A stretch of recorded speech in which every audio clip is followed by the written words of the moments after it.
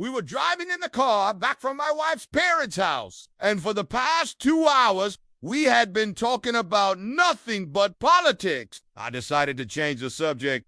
Did you see this video of the guy who found an extra ticket to the Super Bowl in his dad's jacket pocket after he died? My wife, being ever the pragmatist, responded, "Why would there be a ticket to last year's Super Bowl in a man's jacket pocket?" But then it hit me. The perfect way to turn this political discussion into something more fun was with a game. I turned to her and said, "Okay, here's what we're gonna do. We're going to play a little game."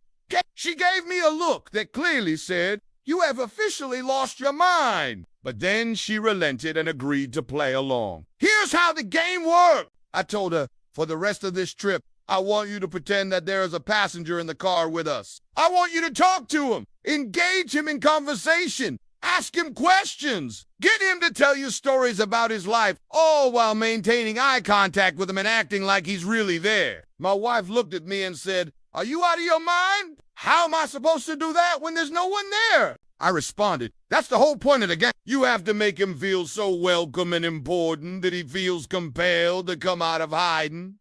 At first, she was skeptical, but then she caught on and started playing along. She started by saying, "Hey, front seat passenger, thanks for giving up your seat for me. I know this must be really uncomfortable for you, but if you need to move around, just let me know, and we can switch." To which I responded, No, it's really fine. I don't mind at all. I actually enjoy sitting in the back and just people watching." Then she asked him, "So where are you headed? Visiting family or just taking a little road trip?" To which he replied, "Actually, I'm heading back home after visiting my daughter. She graduated from college a couple days ago, and I couldn't be more proud of her. She got a degree in marine biology and plans to work with sea turtles in Costa Rica." My wife turned to him and said, "That sounds amazing. Must be so rewarding to know that your daughter is helping such an important cause." At this point, I was trying to stifle laughter because I could just imagine someone sitting in the back seat of our car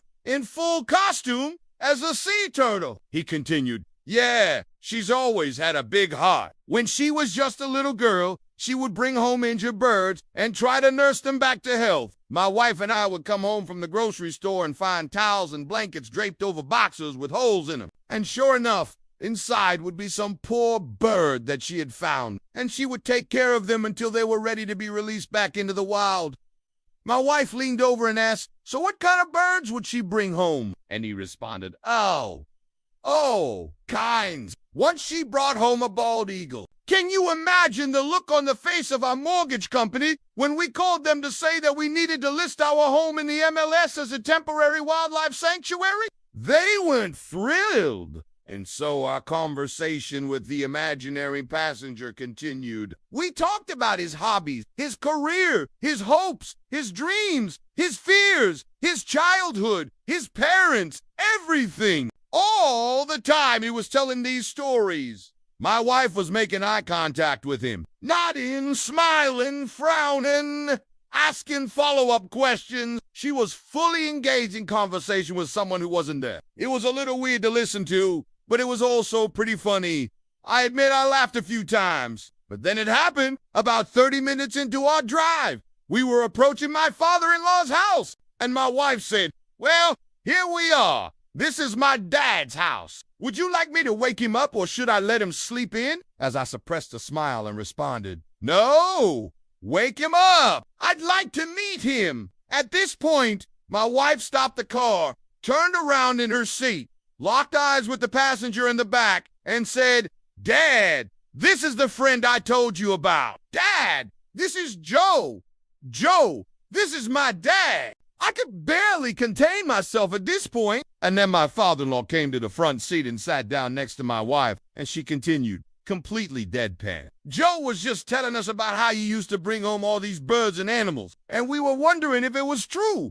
Then my father-in-law turned to me and said, "Wait, did someone just sit in this seat?" Clearly, not understanding that my wife was still playing the game, I decided to keep it going. So I said, "Yeah, he was just here. He said he had to go to the bathroom." but I think he's waiting for us outside. My father-in-law looked confused, but then he shrugged it off and we all went inside. After everyone left, I looked back at the car seat where Joe had been sitting, and I swear to God the seat was cold. Now I'll admit that it was a little mean of me to send my father-in-law out into the cold to check the seat. And in his defense, I do want to think he was buying the story that there was a passenger in the car with us.